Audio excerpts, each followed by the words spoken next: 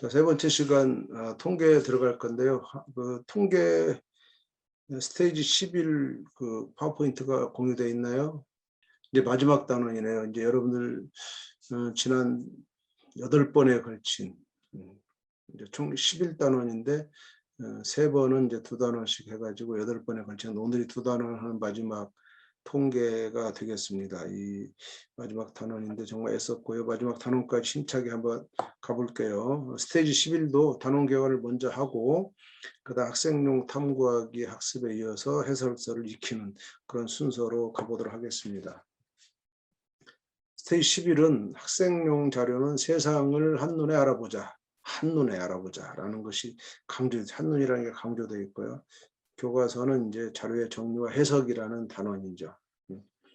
크게 3개의 단원인데 마지막 단원은 프로젝트예요. 프로젝트니까 이 부분은 이제 오늘 연수에서는 다루지 않을 것이고 책을 보시면서 프로젝트를 꼭 해보시고 이 통계가 맨 뒷단원 마지막으로 이제 이렇게 배치된 거는 2015에서 처음이고요.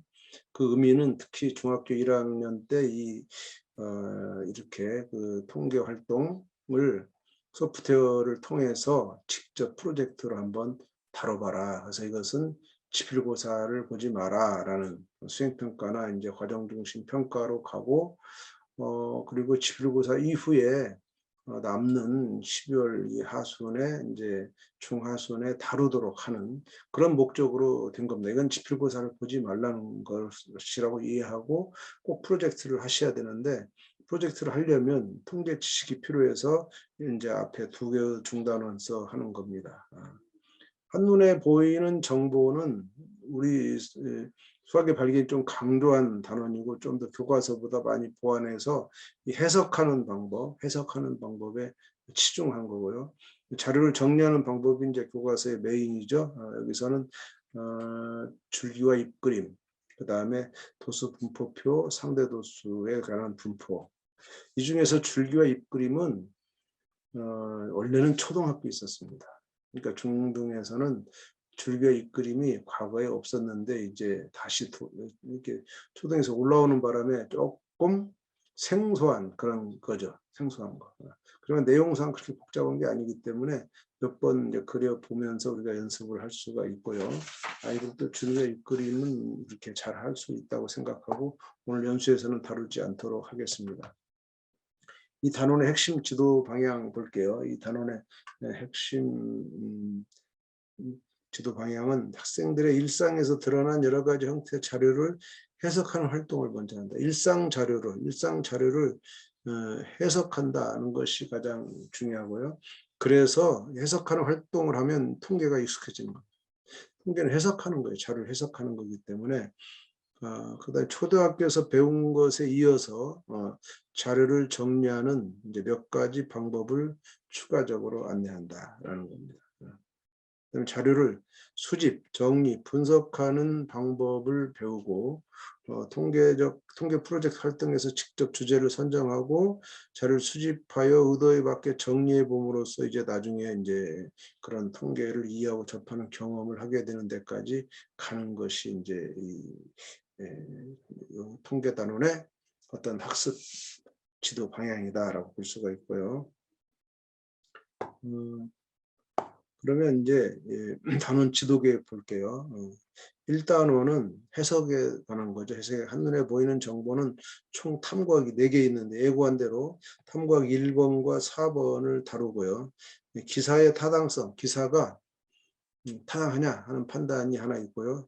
자료를 예측하는 것. 이거는 주어진 자료로 이제 이 미래를 예측하는 데 필요한 주의사항 같은 걸 볼 수가 있는데 그런 것들은 선생님들이 충분히 하실 수 있을 것 같아서 표와 그래프를 해석하는 부분, 그 다음에 그래프 눈금 정하는 부분, 이 2가지 과제를 중심으로 이제 연수를 하도록 하겠습니다. 성취 기준을 상세화하는 학습 목표 상세화에서는 교육과정에서는 실생활과 관련된 자료를 수집하고 표나 그래프로 정리하고 해석할 수 있다. 여기 이제 공학적 도구를 이용한다는 말이 있어요. 공학적 도구를 이용하여. 그래서 이것이 지금 우리 수학의 발견에서는 세 번째 파트 통계 프로젝트로 이해할 수 있는데, 그러나 우리는 과학적 도구를 이용하지 않더라도 이미 나온 자료를 해석할 수 있다. 공학적 도구는 실생활 관련된 자료를 수집하고 정리하는 요때 쓰는 거예요. 해석은 공학적 도구를 이용하지 않습니다. 그래서 공학적 도구를 이용하지 않고도 해석하는 것을 해서 제시된 통계 자료를 해석할 수 있느냐, 해석하는 능력. 그리고 통계 자료를 근거로 이제 아까 그 글의 그 타당성 문제를 따지는 그런 이제 제목과 내용이 적절한지 판단해 볼 수 있다. 그래서 기사의 제목과 내용의 적절성을 판단하는 근거는 무엇이냐라는 거, 해석하는 능력에 대해서 계속 핵심 질문을 가져갔으면 좋겠다라는 것이고요. 3과 1번 들어가 보도록 할게요. 이 부분은 교과서가 특별히 없기 때문에 바로 이제 수학의 발견으로 들어가서 우리가 해보도록 하겠습니다. 3과 1번에서는 네 가지 자료를 줬어요. 네 가지. 남학생, 여학생에 관한 근데 따지면 두 가지죠. 키와 몸무게고 남학생, 여학생 따로 이제 그 학생들이 초중고로 가면서 신체 발달, 건강 생활 실천 정도 이런 주요 질환 이런 걸 알아보기 위해서 이제 교육부 자료를 가지고 네 가지를 줬습니다. 그걸 가지고 알 수 있는 사실을 말해보자. 굉장히 큰 질문이죠. 뭘 구해라, 뭐 이렇게 묻지 않았고요. 알 수 있는 사실을 말해보자. 얼마나 다 그런 거죠. 이런 것들을 이제 열린 질문이다 이렇게 알 수 있는 거고, 이제 이걸 학생들이 이제 어떻게 해결할 거냐 하는 그런 문제가 이제 해석의 문제고요. 그 다음에 이번에 두 번째는 또 다른 자료를 줬는데 상당히 학생 친화적인 자료들이죠. 아이들이 아침 식사를 많이 결식하죠. 그런 거라든가 이런 사회적인 문제, 그 다음에 이제 패스트푸드 문제, 음료수, 라면 많이 먹죠. 또 그런 것들. 근데 뭐 우유는 잘 안 먹죠. 과일도 잘 안 먹고 애들은 또 야채도 잘 안 먹습니다. 그런 그 아이들의 이 식습관이 상당히 나쁜데 그것이 초등학생이나 중학생, 고등학생 그리고 남학생, 여학생 구분했을 때 이제 어떤 그 비율의 차이가 있는가? 다 섭취를 많이 하느냐 안 하냐 이건데 이 자료를 보고 알 수 있는 사실을 말해보자. 역시 또 아주 질문을 열어놓은 그런 문제가 되겠습니다. 세 번째 자료는 이제 이번에는 이제 그 그래프죠, 그래프. 일종의 이것은 막대 그래프죠. 히스토그램이 아니고요, 막대 그래프입니다. 막대 그래프는 초등학교에서 이제 배운 거죠. 막대 그래프를 해석할 수 있느냐? 맨 처음에 준 거는 꺾은 선 그래프예요. 꺾은 선 그래프. 요거는 꺾은 선 그래프. 꺾은 선 그래프는 변화의 추이를 알 수 있게 하는 거죠. 두 번째 준 자료는 이제 표입니다. 표고. 그다음에 이거는 막대 그래프. 이거 다 초등학교에서 배운 거예요. 그러니까 이 과제는 초등과 연결되는 그 선행 개념을 선수 지식을 확인하고 개념을 연결하는 과제다 이렇게 보시면 되겠습니다. 자 이렇게 해서 역시 여기도 신체 활동에 대한 다음 자료를 보고 알 수 있는 사실을 말해보자. 굉장히 질문 열어놨습니다. 초중고 학생별로 이 숨이 차거나 땀이 날 정도의 운동을 이제 격렬한 신체 활동이다 이렇게 했는데 그 실천하는 비율이 초중고로 갈수록 아주 낮아지고 있죠. 해마다. 그런 것들을 이제 확인하는 문제입니다. 자, 그러면 이제 과제 의도, 탐구활동 의도를 한번 가볼게요. 해설 써보시면 탐구활동 의도가 이제 자세하게 나와 있는데, 표나 그래프로 제시된 형태 통계 자료는 인터넷이나 이런 데 많이 볼 수 있죠.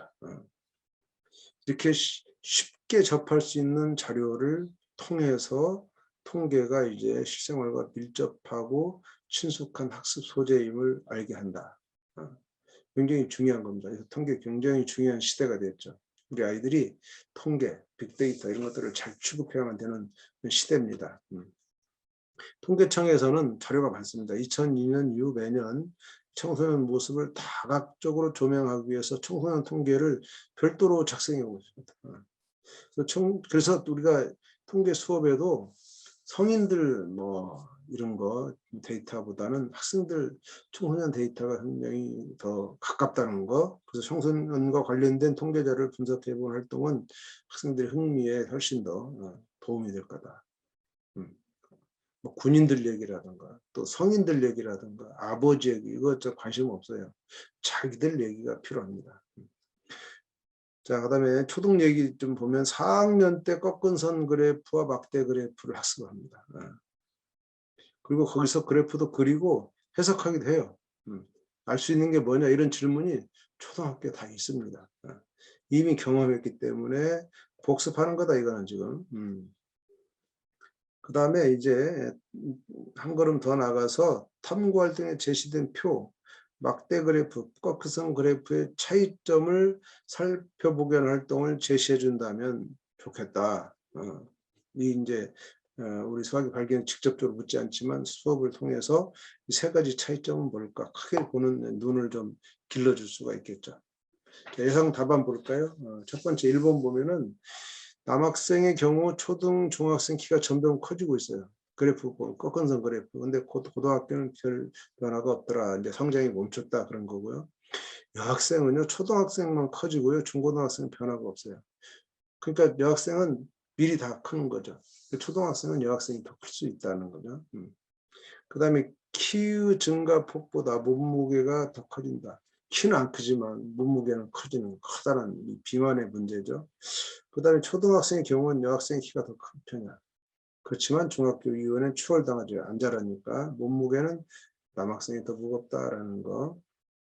이게 1번이고요. 2번에서는 이제 표죠. 표를 해석할 때 야채나 우유를 섭취하는 학생의 비율보다 패스트푸드 라면을 훨씬 많이 먹는다. 이걸 느껴야 돼요. 자기들이. 야채나 우유는 건강에 상당히 좋지만 패스트푸드 라면 아주 안 좋은 거죠. 그러니까 라면 섭취율 갈수록 증가해요. 근데 고등학생은 좀 감소하더라. 아마 이것도 살찌는 거, 비만과 관련이 있어요. 고등학생쯤 되면 이제 비만 관리를 좀 하죠. 그러다 보니까 이제 라면을 좀 덜 먹지 않느냐 이런 생각하는 거죠. 그다음에 초등학생은 우유를 섭취하는 비율이 50% 가까워요. 근데 중고등학교는 굉장히 떨어진다. 왜 그럴까요? 이거는 초등학생이 우유를 좋아한다 보기도 어렵습니다. 왜냐하면 초등학교는 우유 급식이라는 게 있어요. 그래서 강제로 먹는 것도 있죠. 학교에서. 그다음에 아침 식사를 거르는 비용 갈수록 증가한다. 큰 사회적인 문제죠.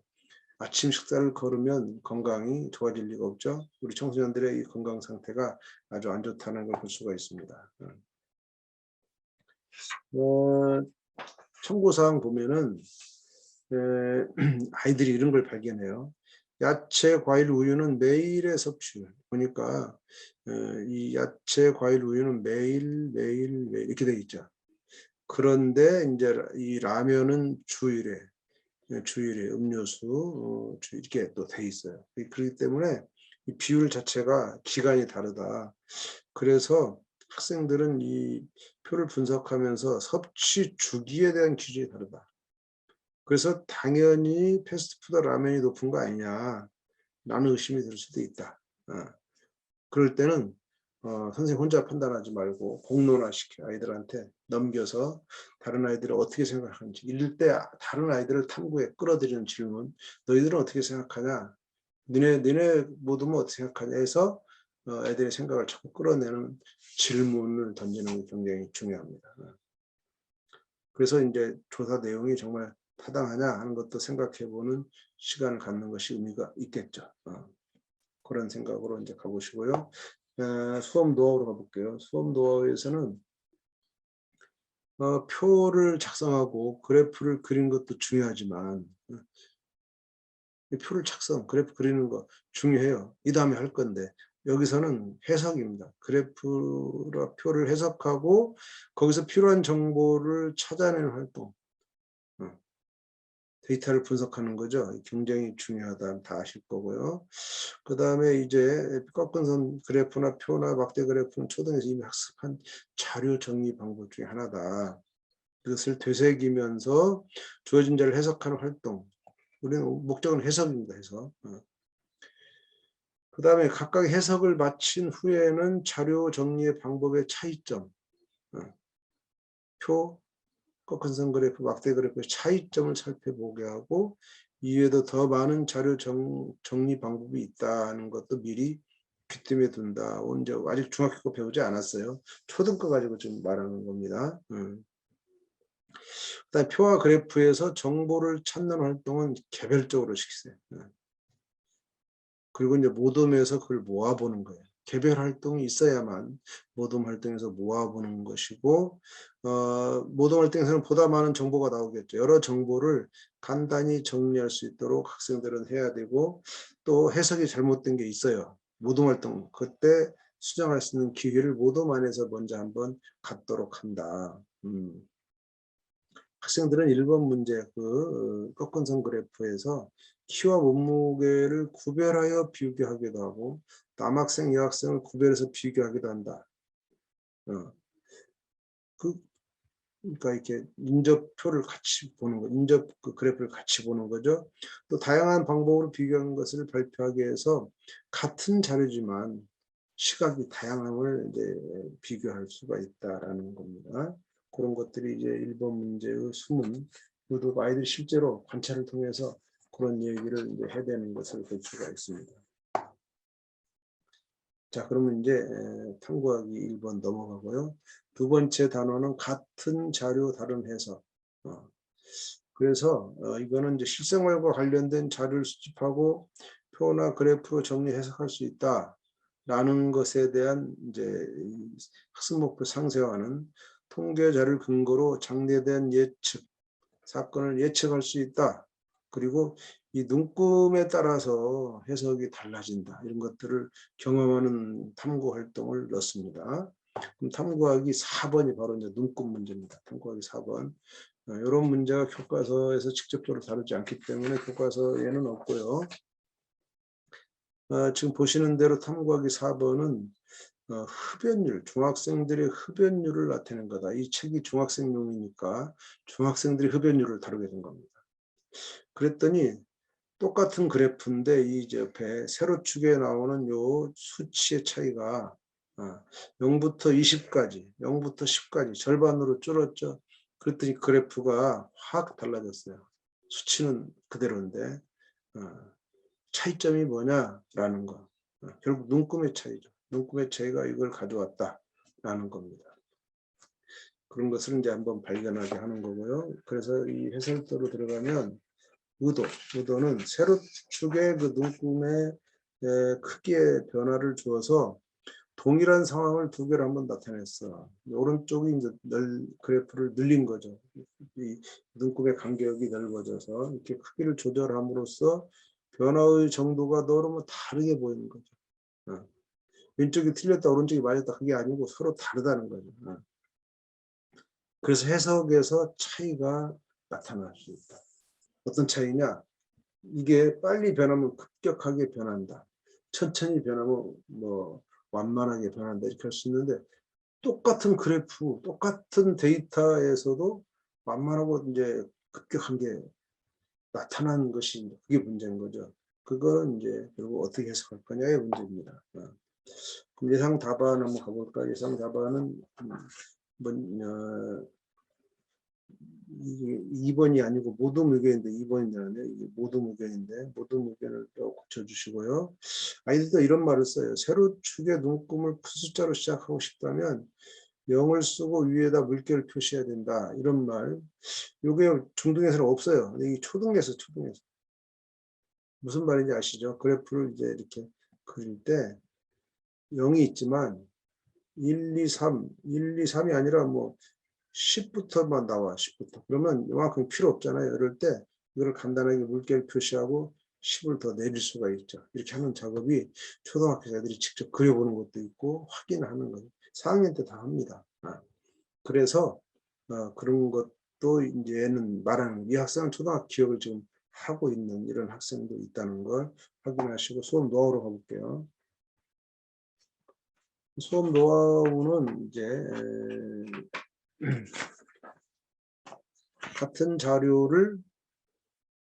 자료로 그래프를 그리더라도 눈금 크기에 따라서 변화 정도가 다르게 느껴진다. 학생들이 이걸 보고 뭘 하냐면 일단 해석하기 전에 우선 내가 어떤 자료를 그릴 때, 그래프를 그릴 때 눈금을 어떻게 할 거냐를 고민해라 라는 그런 유의점을 이제 말하고 있는 거죠. 그 두 그래프 중에 어느 하나가 더 좋냐 말하기는 어렵다. 중요한 것은 얻고자 하는 정보에 따라서 그래프가 모두 활용이 가능하다. 그 표현이 좋고 나쁘다 이렇게 하는 것을 강조하지 말아요. 이 의도가 나쁘다 좋다 이런 것은 아니라는 거죠. 뭘 얻고자 하느냐. 그래서 다음과 같이 발문한다면 의도에 따라 그래프를 다르게 그릴 수 있다. 다르다는 거예요. 의도에 따라 다르게 그린다. 흡연율이 급격하게 감소하고 있다. 그럼 뭐 하겠어요? 오른쪽 그래프를 써야 되겠죠. 이럴 때 이것을 강조하고 싶을 때 오른쪽 그래프가 필요한 거고요. 흡연율이 이제 점점 떨어지고 있다 정도면 왼쪽 그래프도 괜찮다라는 것이죠. 이 두 그래프를 통해서 세로축을 더 자세히 나누면 금경사가 급해져. 이 기울기랑 관련이 있는 얘기인데 아직 중1이기 때문에 기울기라는 말은 배우지 않았지만 이제 경사도 같은 거죠. 세로축이 자세히 나눈단 말은 세로축이 커진다는 거예요. 세로축이 커지면 Y축, Y값의 변화가 크는 거죠. 이 기울기 변화에서 X값의 변화량분의 Y값의 변화량인데 Y값 변화량이 커. 뭐가 커지겠냐? 기울기가 커지는 거다. 그러니까 급한 경사가 생긴다라는 말이 지금 이제 그렇게 수학적으로 해석할 수 있고, 그래서 얼핏 보기에 엄청나게 증가했다, 감소했다 이런 판단을 할 수 있다. 그래서 이제 학생들에게는 우리 주변에서 흔히 접하는 그래프를 보고 자료 경향을 파악할 때는 눈금의 간격이나 생략된 부분 이것을 주의 깊게 살펴봐야 한다. 이런 것을 강조하고 있는 겁니다. 참고로 2015 개정교육과정 아까 처음에 말씀드렸어요. 이 통계 영역이 왜 맨 뒤로 갔느냐. 중1만 그런 게 아니고 중2, 중3 다 그렇고요. 고1도 그렇습니다. 초등도 그렇고요. 다 초중고 공이 이 통계 영역이 마지막 단원을 항상 같다. 이제 그거에 이유가 좀 써 있고요. 여기 보면 주로 이제 뭐라고 나왔습니까?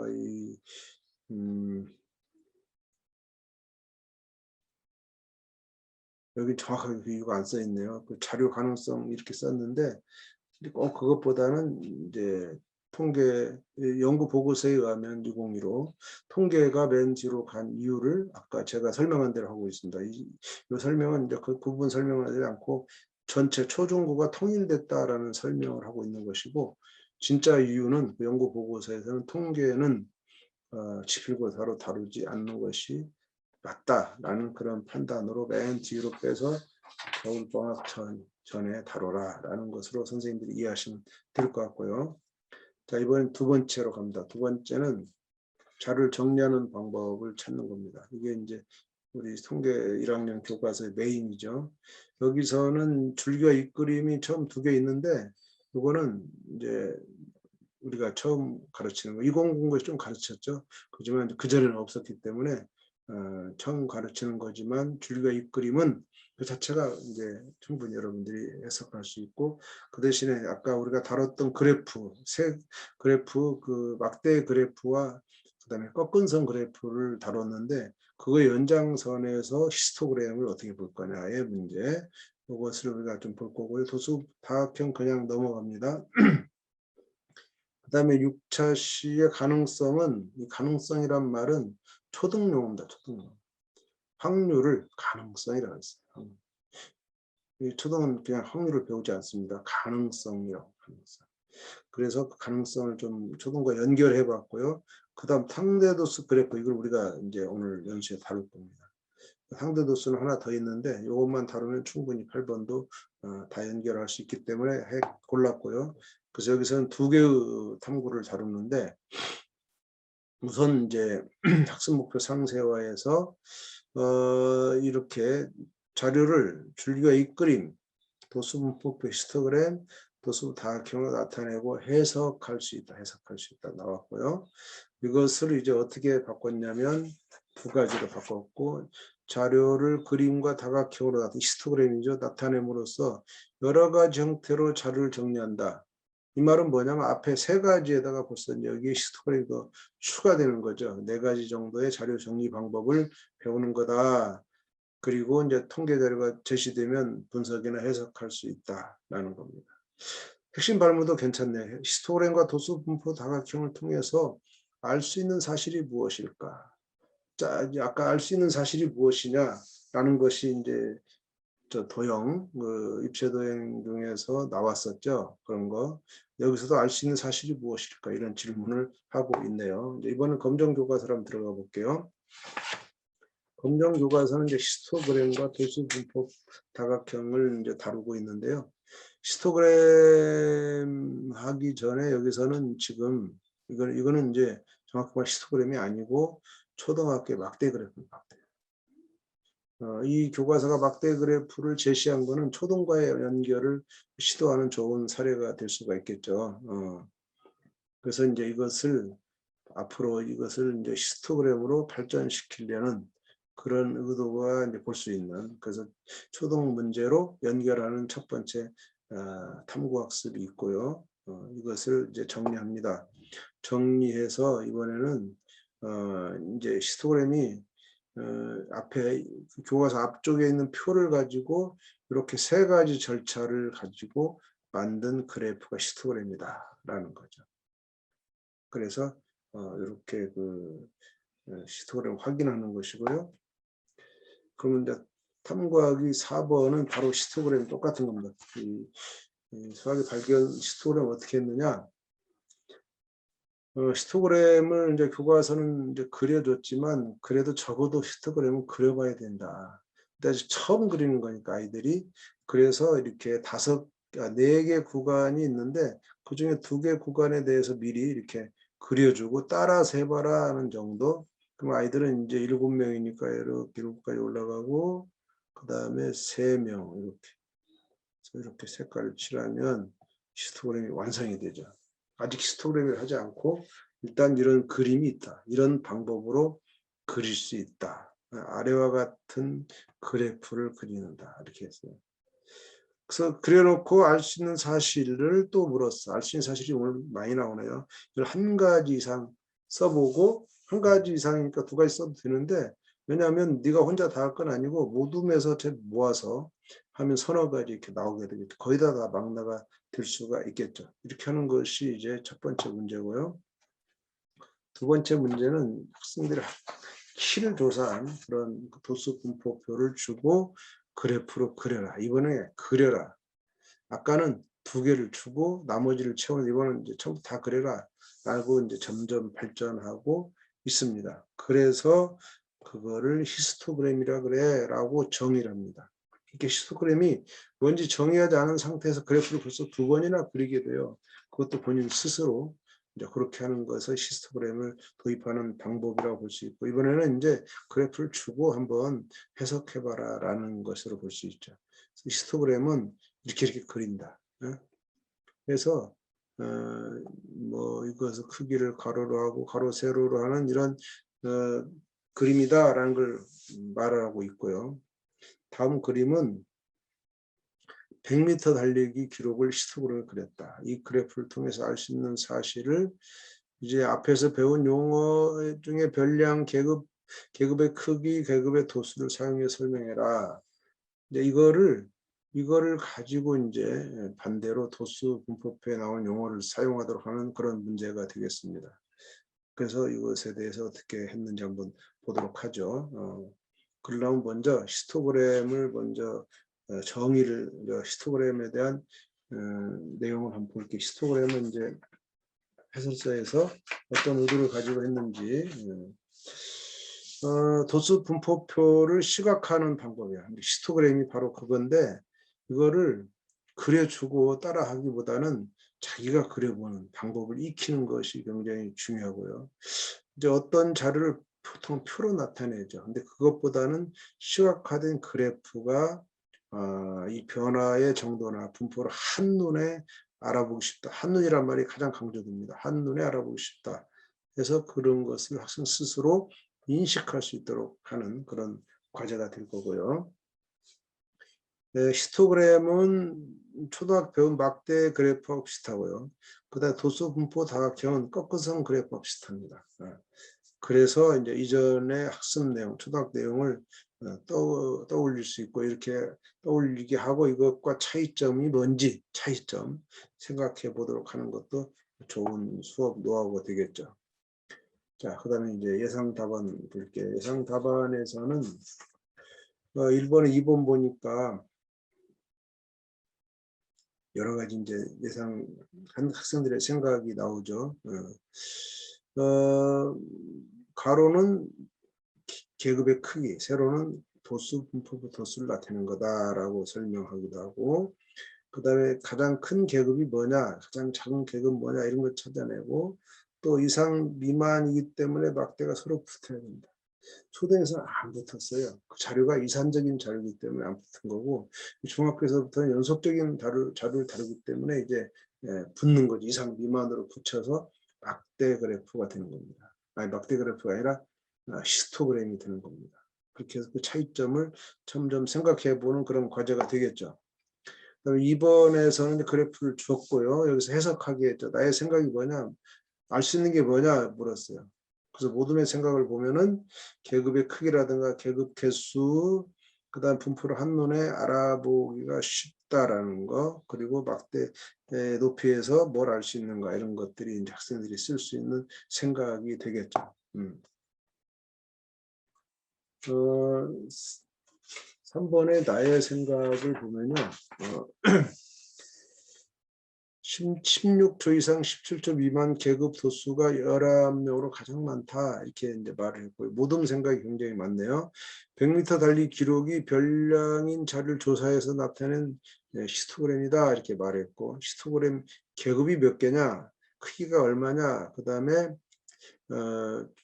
14초부터 20초까지 38명에 대한 기록의 분포다. 이때 뭐가 제일 크고 뭐가 가장 작나, 도수가 가장 큰 계급이 뭐고 가장 작은 계급이 뭐냐 이런 것을 파악할 수 있는 것이죠. 자, 그럼 수업 노하우로 가볼게요. 수업 노하우에서는 이 히스토그램이 초등학교에서 배운 막대그룹 비슷해요. 그래서 학생들 히스토그램 완성할 때가 그렇게 큰 어려움 겪지는 실제로 않습니다. 근데 막대 그래프 그릴 때는 막대 밑변의 중점의 수의 값이나 특정 항목을 적었어요. 이산적인 자료이기 때문에. 근데 히스토그램은 직사각형 그릴 때 가로를 표시하는 것을 헷갈려 할 수 있다. 이 사이니까 몇 이상 몇 이하 이렇게 하는 거니까. 그래서 1번 해결한 후에 학생들이 이 차이점에 대해서 생각해 보게 하거나 교사가 꼭 언급을 해주는 것이 필요하다. 같이 이제 학생들이 발표할 수도 있고 선생님이 정리할 수도 있겠죠. 참고가 나왔는데 참고가 뭐냐면 막대 그래프와 히스토그램을 딱 옆에 놓고 보니까 차이가 바로 보이시죠. 이산적인 자료와 이제 연속적인 자료입니다. 막대 그래프는 이산적인 자료를 나타낸다. 그렇기 때문에 막대 위치를 바꿀 수 있습니다. 히스토그램은 연속적인 자료를 나타내기 때문에 순서를 바꿔버리면 안 되는 거죠. 숫자가 꼬이죠. 그래서 막대 그래프는 뭐 내가 애마다 학생마다 달리 그릴 수 있습니다만은 이 히스토그램은 안 되죠. 그 다음에 막대 그래프는 막대와 막대 사이에 일정한 간격을 둬요. 히스토그램은 다 붙어 있다. 이 차이가 있는 것이고요. 그 다음에 히스토그램에서 직사각형 가로의 길이는 계급의 크기다. 그게 몇 명이냐.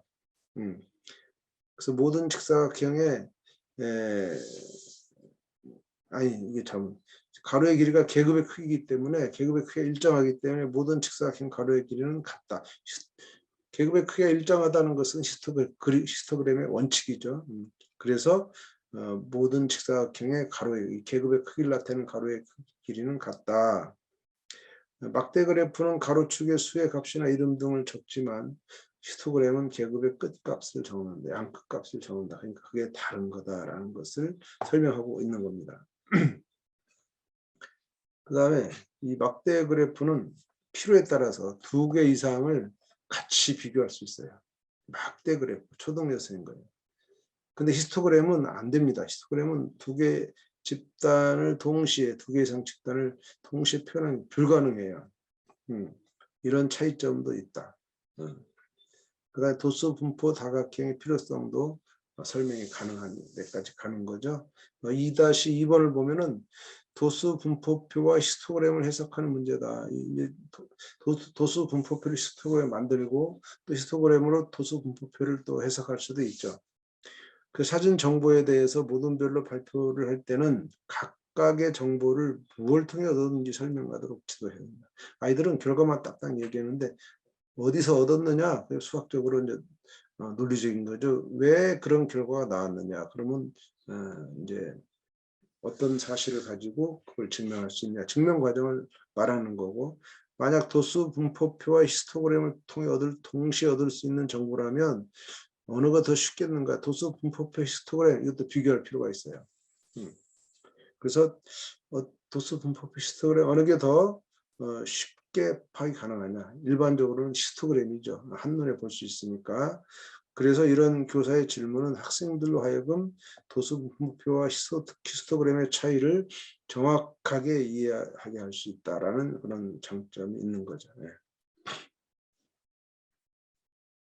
자, 그러면 이제 어떻게 비교할까로 가볼게요. 어떤 비교할까? 이건 이제 상대 도수에 관한 겁니다. 상대 도수에 관한 건데, 성취 기준은 상대 도수를 구하며 이를 그래프로 나타내고 또 상대 도수의 분포를 이해한다. 이렇게 되어 있지만 사실은 상대 도수의 학습 목표, 즉 가르치는 목표는 이렇게 단순하게 그냥 상대 도수를 구한다 이 정도가 아니고요. 각 자료가 전체에 차지하는 비율이잖아요. 상대 도수가. 그 장점을 이용해서 도수의 총합이 다른 두 집단의 분포를 비교하는 등 다양한 활동할 수 있다. 문제 해결할 수 있다. 제일 중요한 게 두 집단의 분포를 비교하는 겁니다. 그때 상대 도수가 필요하죠. 그래서 이런 핵심 질문도 나왔는데 상대 도수 분포를 나타내는 표와 그래프가 도수 분포표나 히스토그램보다 편리한 점이 뭘까? 상대 도수는 그냥 도수 분포표에서 나오는 거죠. 같은 표에서 나오는 거예요. 그런데 왜 상대 도수의 분포를 나타내는 표와 그래프가 또 있는데 그것과 이것은 질문이 이미 이 상대 도수 쪽이 편리하다는 전제로 지금 질문하고 있는데 어쨌든 그렇게 지금 핵심 질문을 가지고 계속 상대 도수에 대해서 다른 것과 차이를 계속 느껴보는 것이 필요한 그런 것을 설명하고 있습니다. 자, 이 부분의 검정 교과서를 한번 볼까요? 검정 교과서는 상대 도수는 무엇인가 해서 이제 역시 이 교과서는 A중학교와 B중학교를 동시에 다루고 있습니다. 아주 좋은 예시죠. 그래서 A중학교는 200명, B중학교는 100명 이렇게 서로 도수가 다른, 총합이 다른 두 집단을 데이터를 비교할 때 상대 도수가 필요하다라는 겁니다. 예를 들어 눈에 보이잖아요. 첫 번째 봅니다. 이게 자 A중학교 22명, B중학교 15명 누가 많습니까? A중학교가 많습니다. 절대적인 수치에서는. 그런데 A중학교는 200명에서 22명, 11%네요. B중학교는 100명 중에 15명, 15%입니다. 그러니까 이쪽이 숫자로는 작지만 비율은 크단 말이에요. 그러니까 그 비율이 크다는 것은 그게 맞는 말이고 숫자가 크다 작다는 사실 안 맞는 거죠. 그러니까 이 분포를 정확하게 비교하려면 상대 도수가 필요한 그런 자료라고 볼 수가 있죠. 그래서 이렇게 하는 거고 이것이 그것만 그런 게 아니에요. 54, 29도 2배 하면 이게 58이 되잖아요. 그러니까 이게 더 많은 거예요. 마지막도 그러네. 20과 12도 이렇게 되는 20명과 12명이 수치적으로는 20명이 많은 것처럼 보이지만 12명이 더 크다 비율적으로 그렇게 말할 수 있는 것. 이런 것을 볼 수 있는 안목을 길러주는 것이 상대 도수를 가르치는 목적이 아닌가 이렇게 생각이 됩니다. 예. 자, 그래서 이제 키우기 보면은 도수의 총합이 서로 다른 두 집단 분포는 어떻게 비교할까? 아주 좋은 질문, 상대 도수가 필요한 그러한 질문을 하고 있습니다. 이 질문이 굉장히 좋네요. 자, 본문에 가니까 상대 도수를 정의해서 이렇게 상대 도수를 정의하고 상대 도수 정의는 이거는 이제 공식이고요. 상대 도수 정의는 전체 도수에 대한 각 계급의 도수의 비율, 이거를 상대 도수로 한다. 이게 정의입니다. 이거는 공식이에요. 공식인데, 그럼 전체 도수에 대한 각 계급의 도수의 비율이 왜 갑자기 도수의 총합분에 그 계급의 도수로 바뀌었느냐 하는 것은 초등학교 6학년의 비율의 정의를 보셔야 됩니다. 비율의 정의를 연결하면 이 말을, 이런 공식이 나온 것을 이해할 수가 있을 것이고요. 그 다음에 이제 본문에 가면은 이렇게 서로 다른 두 집단의 도수가 다른 두 집단의 상대 도수를 쭉 구해서 이제 확인해 보는 거죠. 근데 이 표에서 알 수 있듯이 상대 도수는 0 이상 1 이하인 수이고 그 합은 항상 1이다 라고 하는 것은 이렇게 한 줄로 넘어갔지만 아주 중요한 명제죠. 성질이죠. 이것들은 확인이 가능해야 되고 꼭 학습되어야 되는 아주 중요한 요소라고 볼 수가 있습니다. 자, 그리고 이제 그 다음 페이지에 가면은 상대 도수의 그래프가 나와요. 상대 도수도 그래프가 있습니다. 그냥 도수 분포표가 있는 게 아니고 상대 도수도 있고요. 이 도수 분포표를 그래프로 나타내면 자료의 분포 상태를 한눈에 알아볼 수 있어서 있는데 상대 도수도 똑같다. 상대 도수의 분포 상태를 한눈에 알아볼 수 있다. 이렇게 이제 말했죠. 이렇게. 그래서 이렇게 됐고요. 그 다음에 이제 상대 도수의 그 분포를 그래프로 나타내는, 히스토그램으로 나타내는 방법을 1, 2, 3. 이거는 도수 분포표에 똑같이 나오는 겁니다. 네, 똑같이 하는데, 다만 이 세로축이 다르죠. 세로축이 상대 도수니까 이제 1보다 작고 0보다 큰 어떤 수치들로 나오게 되는 거고, 이처럼 해서 도수 총합이 다른 두 자료의 상대 도수 분포를 도수 분포 다각형에 나타냈더니 확실하게 비교하는데 편리하다. 지금 여기 딱 두 개의 그 서로 다른 색으로 이게 딱 그려놓으니까 둘 사이에 어떤 차이가 있구나 보는 것이 좀 쉬워졌죠. 그게 상대도수 분포 다각형을 이제 그리는 어떤 이점이라고 볼 수가 있는 거죠. 자, 그럼 수학의 발견은 탐구하기 7번에서 바로 이 상대도수를 다루고 있는데 어떻게 다루고 있는가 한번 보겠습니다. 다음 표는 AB 중학교 1학년 1반 학생들의 수학 점수. 여기도 보니까 30, 20. 다르죠. 도수의 총합이 다르죠. 이렇게 서로 다른 거. 교과서와 차이는 이제 상대도수를 아직 상대도수 앞에 정의했는데 구하는 걸 이제 연습하지 않아서 여기서 빈칸을 주고 구하도록 하고서 합도 1이다 하면서 한번 이제 확인하는, 본인이 직접 구해보는 과정이 있어야 될 것 같고, 그 다음에 이제 30과 20이라는 수치, 아까 교과서는 200대 100을 썼어요. 200대 100은 딱 2대 1입니다. 절반이죠. 비교가 쉬운데 30, 20은 좀 더 어렵죠. 비교하기가 20대 10보다 200대 100보다. 그래서 그런 수치를 일부러 20대 10으로 쓰지 않고 30대 20으로 써서 이렇게 어림이 쉽지 않도록 하는 그런 효과를 둔 문제다. 그런 의도가 있었다는 걸 여러분 이해하시면 좋고요. 2번은 도수 분포표와 마찬가지로 상대 도수도 이 표를 그래프로 나타낼 수 있다. 이렇게 이제 말하고 있는 거죠. 그래서 이 상대 도수의 분포를 그래프로 나타낼 때는 가로축에 계급을 써라. 이 방법을 가르쳐주고 있고 세로축에 상대 도수를 나타내라. 그리고 나머지는 히스토그램이나 도수 분포 다각형과 같은 방법으로 그린다. 같은 겁니다. 그래서 그래프를 나타낼 수 있도록 이 그래프가 주어져 있고, 그 다음에 2번에서는 알 수 있는 사실도 물었어요. 알 수 있는 사실이 무엇인지 말해보자. 이렇게 이제 질문이 간 거죠. 질문을 열어놓은 거라고 볼 수가 있고요. 해설서로 가보겠습니다. 해설서. 해설서는 상대 도수와 이제 그 그래프 해가지고 그동안 앞에서 다루었던 자료 정리 방법만으로는 도수 총합이 다른 서로 다른 자료의 분포를 비교할 수 없다. 사실은 비교할 수 없는 것은 아니고요. 비교하기 어렵다 이런 뜻이죠. 이런 그 어려움을 해결하기 위해서 상대 도수가 필요한 것을 인식하기 위한 활동이라고 보시면 되고요. 탐구학 6에서 바로 전 탐구에 다뤘던 것이 성공률이라는 거였어요. 전체의 시도 횟수분의 성공 횟수. 이게 바로 비율이죠. 이걸 생각한다면 학생들은 상대 도수 개념을 구하는 방법도 좀 더 쉬워지지 않겠는가 이렇게 이제 봤고요.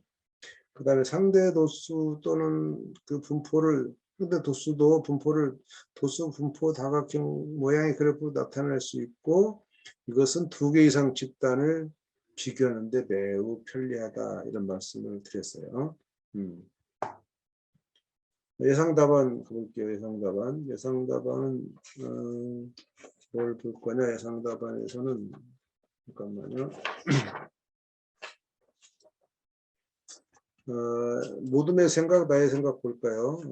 나의 생각은 상대 도수 합은 항상 2다. 그 정도 이제 봤는데 모둠에서는 이제 진짜로 본 거죠. 전체 도수가 서로 다른 도수 분포표에서는 계급의 도수가 다르더라도 상대 도수가 같을 수 있다라는 거. 그 다음에 또 반대로 상대 도수가 작다고 해서 아니죠.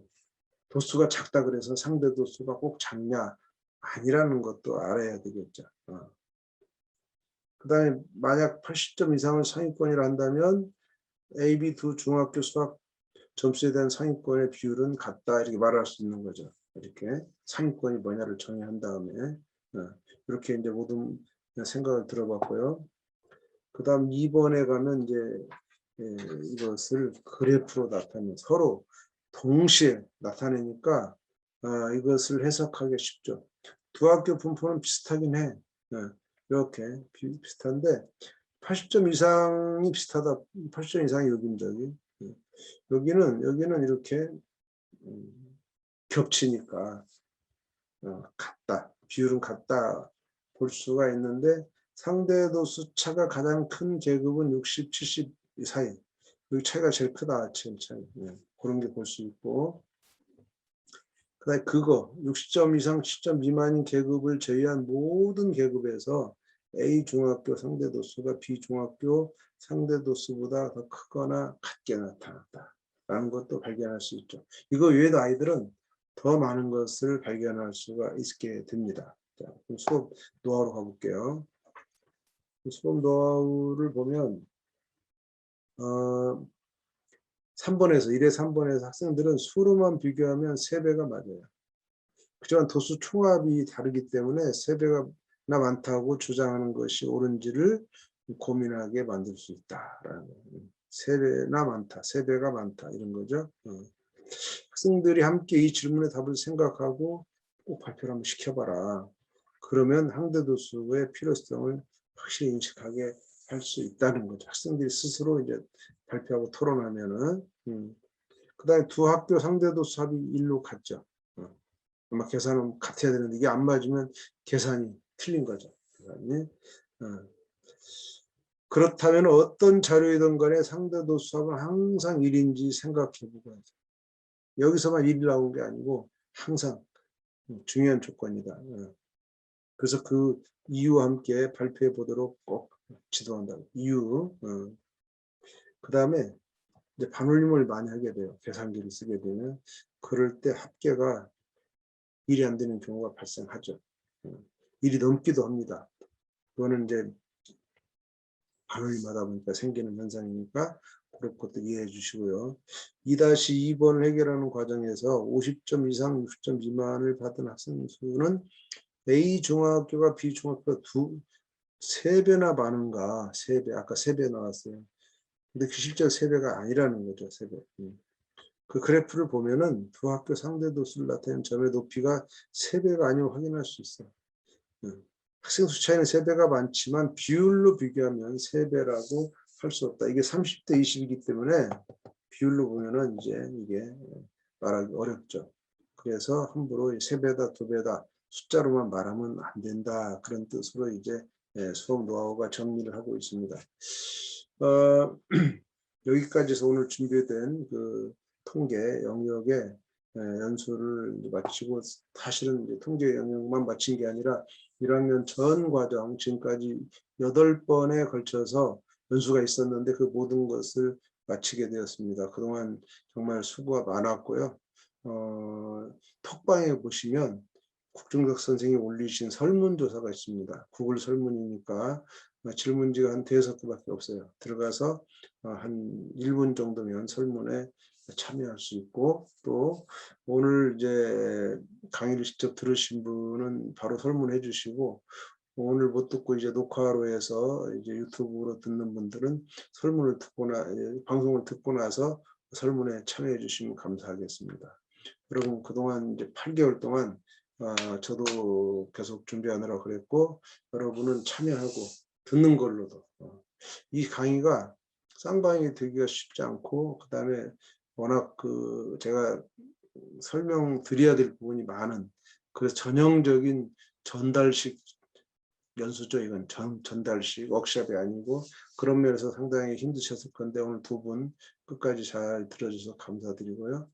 다음에 또 우리가 내년에 어떻게 할 것인지 이런 것들을 의논하기 위해서 톡방에 선생님이 올려주는 구글 설문지에 이렇게 필요한 내용 체크해 주시고, 또 주관식 같은 것은 이제 간단하게 기술해 주시면 내년 연수에 이제 충분히 반영해서 우리가 내년에 이 연수를 어떻게 할 것인지를 결정하도록 하겠습니다. 여러분 그동안 수고 많으셨고요. 이제 안녕을 하고, 또 권선생님 혹시 뭐 하실 말씀 있나요? 너무 감사합니다. 예, 감사드리고, 이성 선생님 잘 계시고요. 다음에 또 기회가 되면 네, 네, 뵙겠습니다. 네, 네. 네, 그래요. 너무 감사했습니다. 네, 감사합니다. 들어가세요. 네, 안녕히 안녕히 주무시고요. 계세요.